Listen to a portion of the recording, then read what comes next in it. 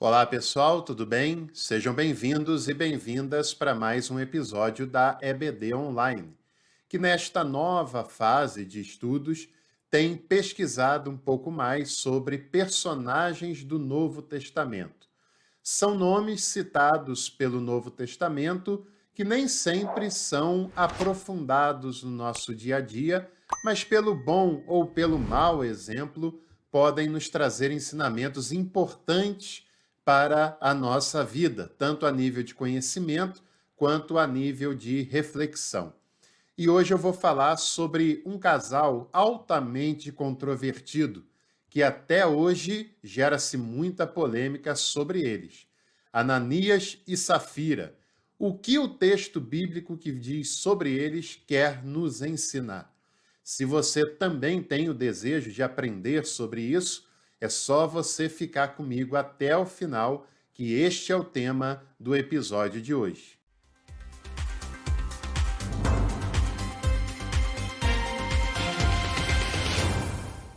Você também que deseja conhecer teologia com profundidade, um corpo docente qualificado e uma teologia não confessional, clica ali em Seja Membro que nós temos a solução ideal para você.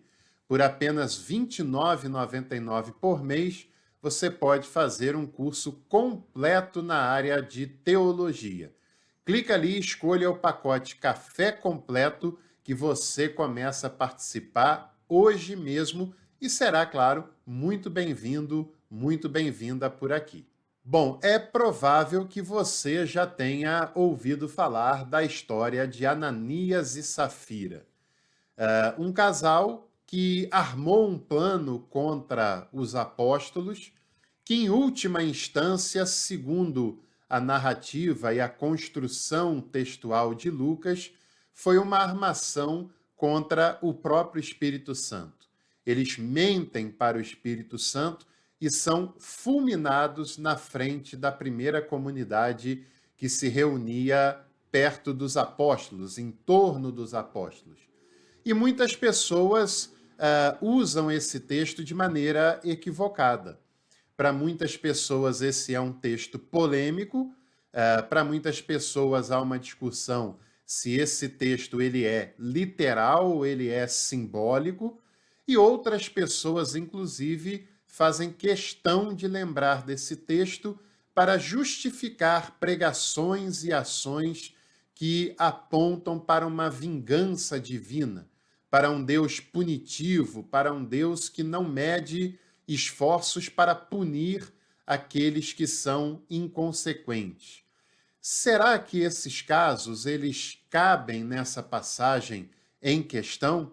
Será que o caso de Ananias e Safira ele é base para a formulação de uma doutrina?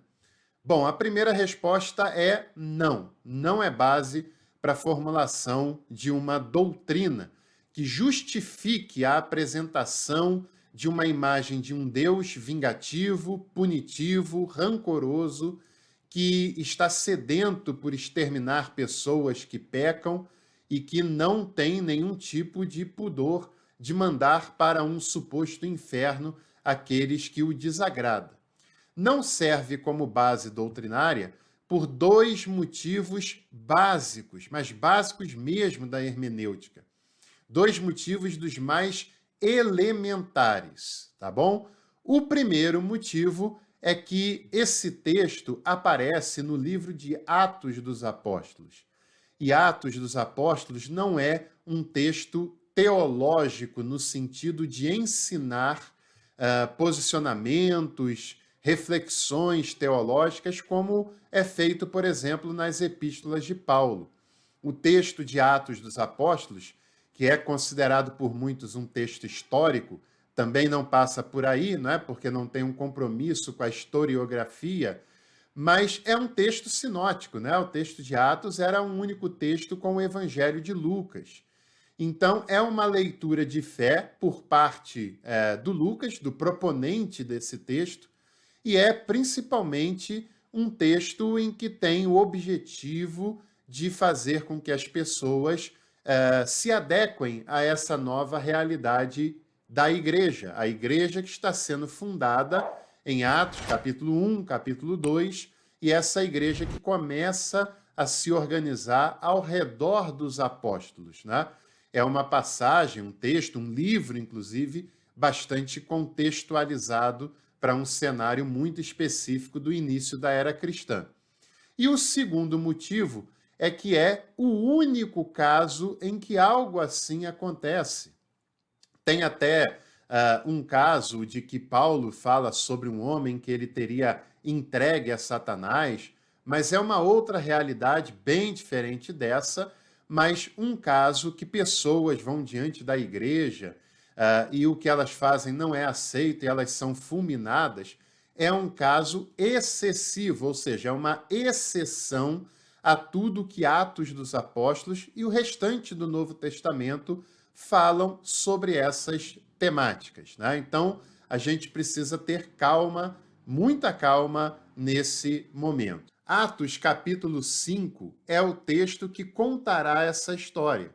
E nós podemos ler aqui, do versículo 1 até o versículo 6, o texto que fala especificamente sobre o Ananias, que diz: um homem chamado Ananias, com a sua mulher Safira, vendeu uma propriedade.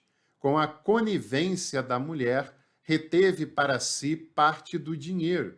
Depois levou a outra parte e a depositou aos pés dos apóstolos.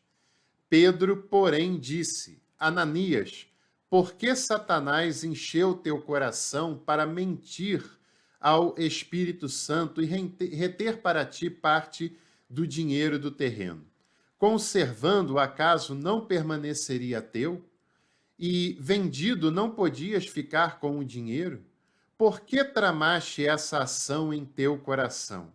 Não mentiste a homens, mas a Deus. Ao ouvir essas palavras, Ananias caiu e expirou, e um grande temor se apoderou de todos os que ficaram sabendo disso. Tendo-se apresentado os mais jovens, amortalharam-no e o levaram para sepultá-lo. Bom, essa é a passagem que se estende até o versículo 11, mas até aqui o enfoque está em Ananias. Não se tem nenhum conhecimento sobre a biografia de Ananias e Safira. E isso, para alguns especialistas, indica que o texto é simbólico, que o texto é pedagógico e não necessariamente literal. O Ananias, seu nome significa Deus tem misericórdia. E Safira, o significado do seu nome é a bela. E essa passagem, que é única, o único momento de todo o Novo Testamento em que aparecem Ananias e Safira. Se você parou para prestar atenção, você vai perceber que nos versículos anteriores a essa passagem tem o texto que fala sobre Barnabé, que eu fiz um episódio na semana passada sobre ele, que foi um grande exemplo, um grande homem de Deus, um exemplo extremamente inspirador. E o Barnabé, no final do capítulo 4, o texto mostra a sua generosidade de ter tomado a iniciativa, vendido um terreno que tinha e levado como oferta aos pés dos apóstolos. E logo em seguida, o texto de Lucas mostra um mau exemplo e um exemplo que vai na oposição ao sentimento de Barnabé. Barnabé toma uma iniciativa, faz com sinceridade e confia totalmente na ação do Espírito. Ananias e Safira fazem, provavelmente, né, pelo menos pela construção do texto, querendo um impacto religioso diante da comunidade, querem chamar a atenção da comunidade para si, porque já tinham o referencial de Barnabé, fazem de maneira fingida e de uma maneira não sincera, porque o desejo deles não era o desejo de Barnabé, que foi um desejo sincero, que não esperava nada em troca, que não queria tirar nenhum proveito daquilo que ele fez.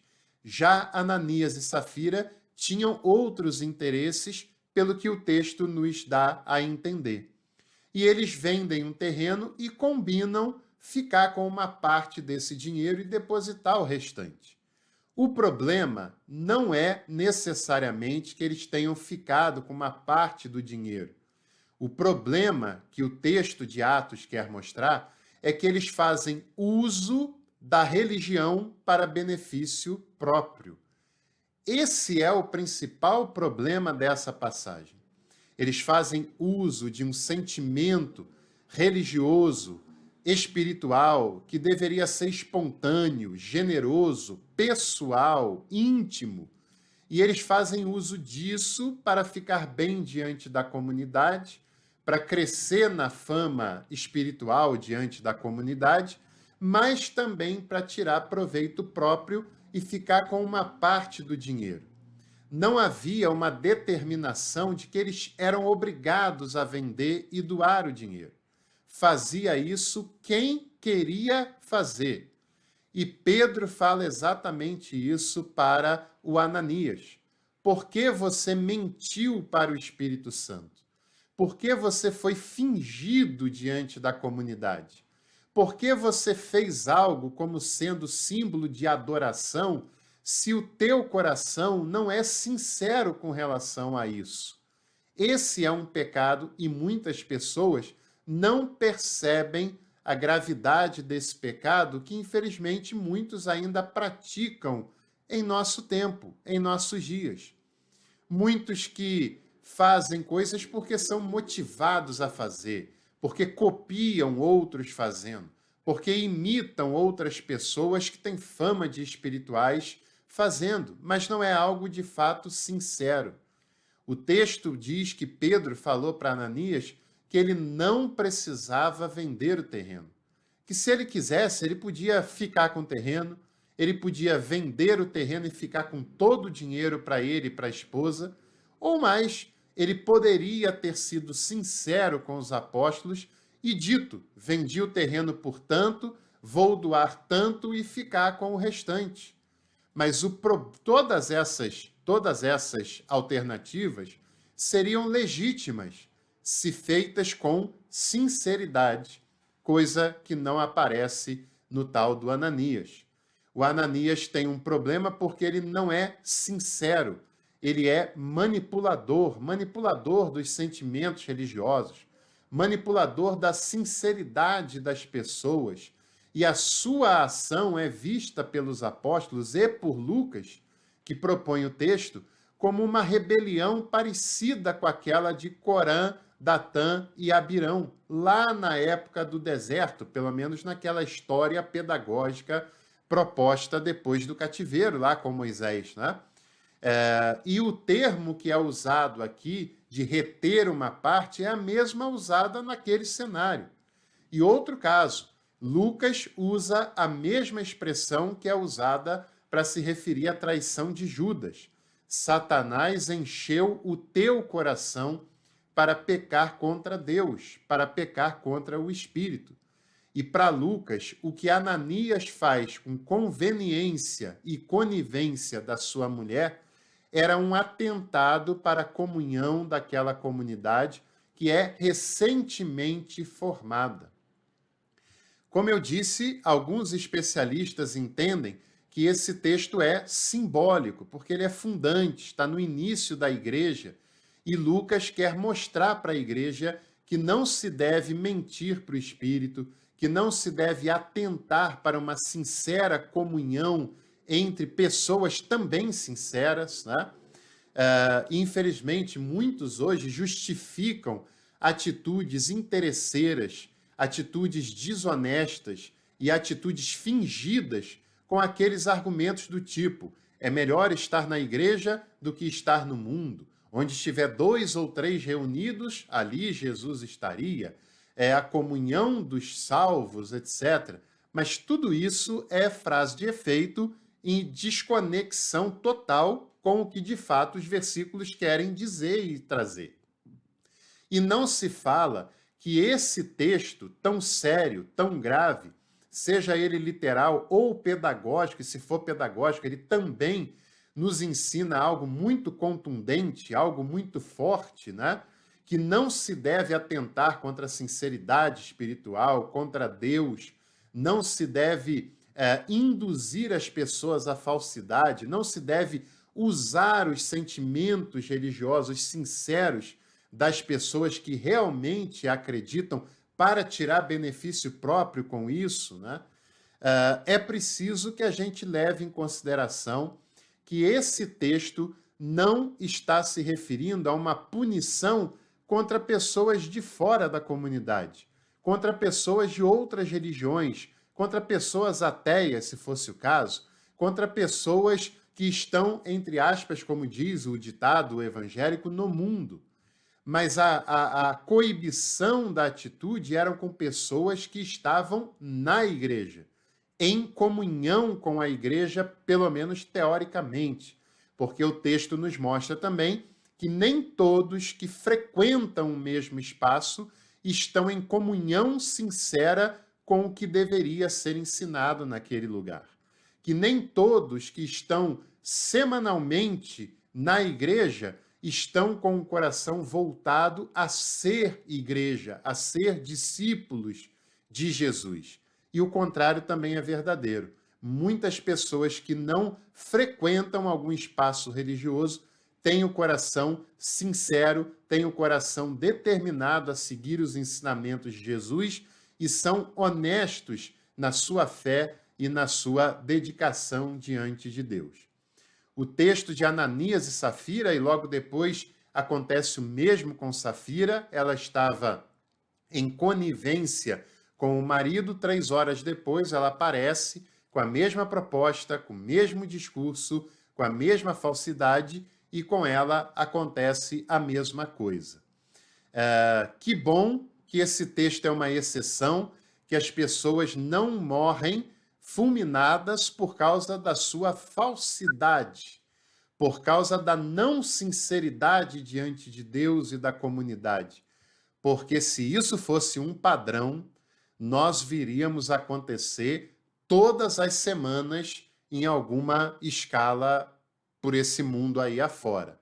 Mas nem por isso esse texto não deixa de ter um grande ensinamento para cada um de nós, de que a sinceridade diante de Deus, a comunhão com as pessoas, o temor diante de Deus e da sua vontade são coisas muito sérias e que nós não podemos usar Deus e nem a sinceridade religiosa para benefício próprio, como infelizmente muitas lideranças religiosas e outras pessoas, não só lideranças, têm feito, têm usado discursos, práticas, ações, adorações e outros subterfúgios de maneira fingida para tirar benefícios próprios. Então, esse texto vale muito a pena pensarmos sobre eles, embora saibamos pouquíssimo sobre Ananias e Safira, esse texto pode nos acrescentar uma reflexão muito contundente. Se você gostou, não se esqueça de deixar aqui a sua curtida, de se inscrever no canal e à noite eu te encontro na nossa devocional semanal. Até lá!